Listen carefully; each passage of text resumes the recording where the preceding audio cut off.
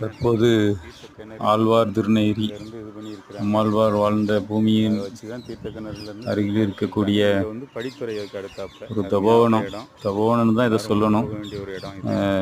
ஏன்னா இந்த இடம் குறிப்பிட்டாப்புல நாம் காமிச்சிட்டு இருக்கிற இந்த இடம் வந்து காஞ்சீஸ்வரன் கோயில், நம்மாழ்வார் கோயிலுக்கு நேர் எதிர்த்த திசையில் இருக்குது. இதில் இப்போ பார்த்துட்டு இருக்கிற இது வந்து ஏகாந்த லிங்கேஸ்வரர்னு பேர், ஐயா பேர். ஆனால் இதில் இன்னொரு விஷயம் இருக்குது. இந்த இடத்தை பொறுத்த வரைக்கும் இன்னும் 2 விஷயங்கள் இருக்குது.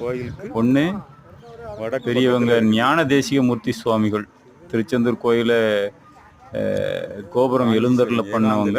இன்னொருத்தங்க ஐயா நம்ம பெரிய கோயில், தஞ்சாவூர் பெரிய கோயில், ராஜராஜனுடைய பெரிய கோயிலுக்கு அடிக்கோல் விட்ட சித்தர் பெருமான் இருந்த இடம். அவங்கள இங்கேருந்து தான் கூட்டிகிட்டு போய் அங்கே அந்த கோயிலை நிர்மாணம் பண்ண வச்சிருக்கிறார் ராஜராஜ சோழன். இப்போ போயிட்டு இருக்கோம் பார்த்தீங்களா, இதுதான் ஞான தேசிகமூர்த்தி சுவாமிகளோட திரு சமாதி. இங்கே தான் ஐயா சமாதியாக இருக்காங்க. சமாதி ஆகிறது கூட ஐயா சமாதியானது கொஞ்சம் வித்தியாசம். நீங்கள் எல்லாரும் ராகவேந்திர சுவாமிகள் வந்து சமாதியானது அதை மத்தியும் பேசிகிட்டு இருப்போம்.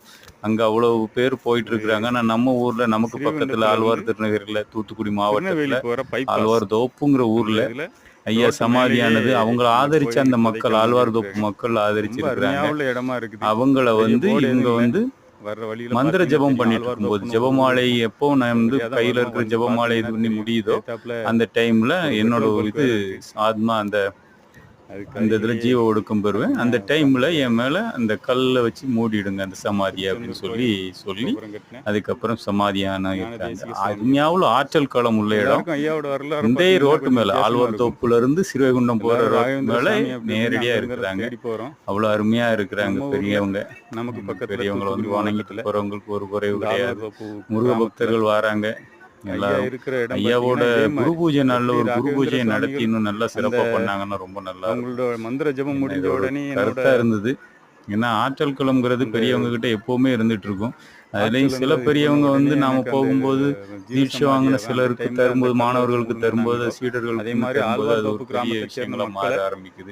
ஏன்னா அவங்களும் அவங்க வழியில அடுத்தாப்புல போய் நிப்பாட்டுறது அப்படின்னு சொல்லி அந்த கல் வச்சு மூடிங்கன்னு சொல்லி மூடி இது பண்ணி ஐமான சுவாமிகளோட பாடல்கள் நிறைய விஷயங்கள், அதை பற்றின விஷயங்களை நாங்கள் சொல்கிறோம்.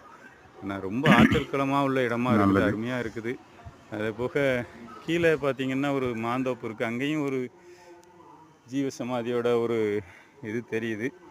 மற்றபடி இதுங்களை பற்றி அடுத்தடுத்த விஷயங்கள் அடுத்தடுத்த எபிசோடில் போட்டு விடுறோம்.